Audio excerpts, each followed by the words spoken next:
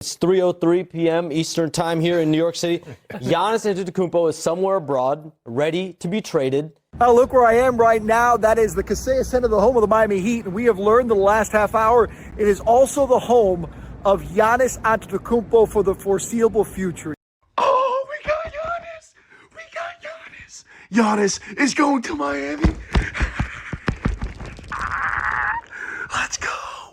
Let's fuck. Well, it's official. Giannis Antetokounmpo has been traded to the Miami Heat. That's right. The Giannis era in Milwaukee has come to a close, and he's now taking his talents down to South Beach. He'll finally get done.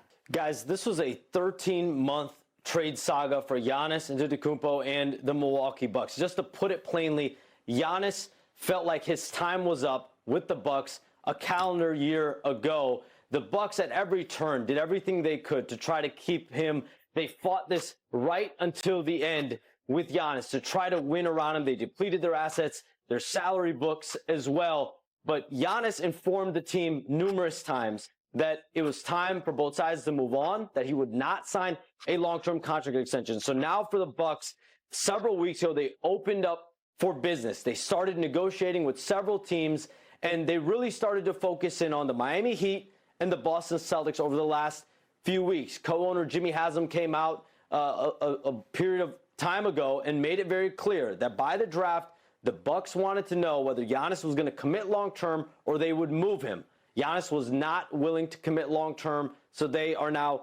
Now, with this Giannis Antetokounmpo move, here's what Miami is working with. Up front, you've got the combination of Bam Adebayo and Giannis. And on top of that, Andrew Wiggins, who brings real defensive value to this roster. He proved that during the Warriors' championship run, where he did an excellent job containing and slowing down Jason Tatum. Now, with that in mind, let's break down exactly what the Miami Heat gave up to make this deal happen. The former world champion, in the process giving up a number of assets, pretty much all the assets they had available to make this move. You're talking Tyler Hero, you're talking Jaime Jaquez Jr., Kel'el Ware, Kasper Siakachonis, 3 first-round picks, a second-round pick. The list is long.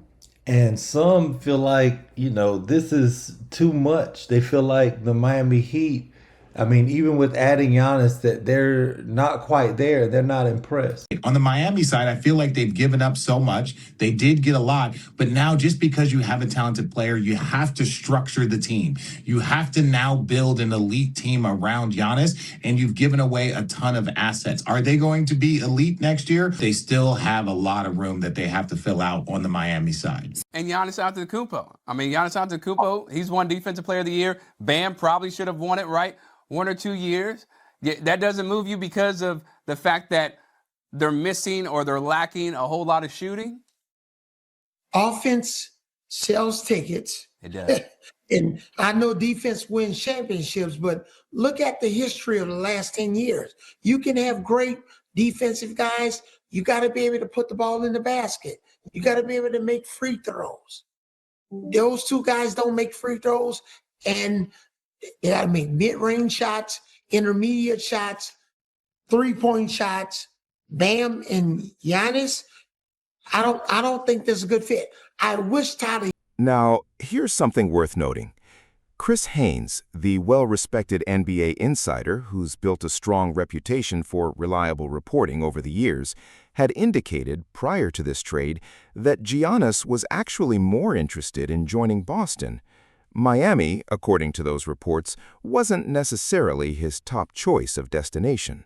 Wants to go to Miami, tied to Miami, but maybe doesn't end up in Miami. Well, let me dispel that narrative. I don't think it was his top destination, because if it was, there are things that Giannis can do behind the scenes to make it happen, to add pressure on the Bucks into getting him to Miami. So I don't think it was that. And also, the package that the Miami Heat offered, they had that offer out for weeks, months probably.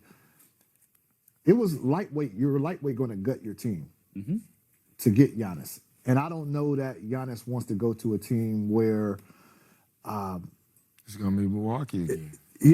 Potentially be Milwaukee. Now, Bam, they don't have a Bam over there in Milwaukee, but but to your point, Giannis wants to contend for championships, right?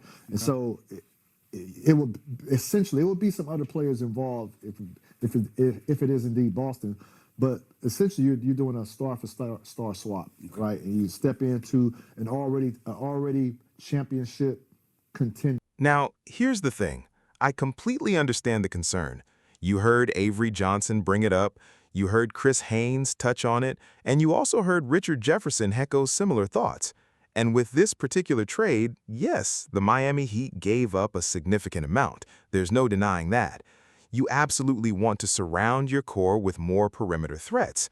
In today's NBA, three-point shooting is essential. And now that responsibility falls squarely on the front office to address. But here's my take on it. Do you really pass on a chance like this, knowing that three-point shooters are generally easier to find on the market than a player like Giannis Antetokounmpo? Because a player of his caliber genuinely changes everything. Think about it this way. If Miami had kept all of its current shooters and gone into next season with the same roster, there wouldn't be much reason for optimism. Realistically, that roster wasn't built to compete with teams like New York, Cleveland, or Boston. But by adding Giannis simply through his presence on the court, the entire identity of this team changes. Suddenly, you have enough star power and talent to compete with anybody in the league. From here, the focus becomes building around him, bringing in shooters, and potentially looking for a steady, possibly veteran point guard. I'll say this, though. I actually like that Miami didn't pull the trigger on that Ja Morant trade rumor. If he struggled to find consistency in Memphis, I don't think bringing him to South Beach was the right move. I believe the front office made the smart call here, choosing to build around a player like Giannis rather than rushing to fill the point guard position just for the sake of addressing a need. So, respectfully, I have to disagree with Avery Johnson on this one. I actually think Giannis and Bam Adebayo complement each other extremely well, since both are willing, unselfish passers. Bam, in particular, has shown he's a strong facilitator for this Miami offense.